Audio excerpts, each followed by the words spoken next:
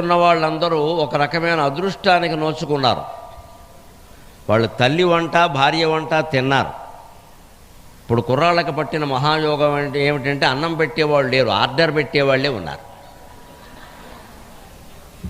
నాకు బిర్యానీ పెట్టుకుంటున్నా, నీకేం పెట్టమంటావు అంతే.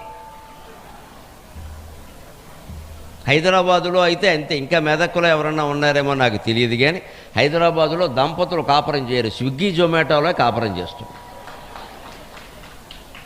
వాళ్ళకి మళ్ళీ ఇద్దరు సంతానం ఉంటారు, ఒకళ్ళు పొటాటో ఒకళ్ళు టొమాటో అని.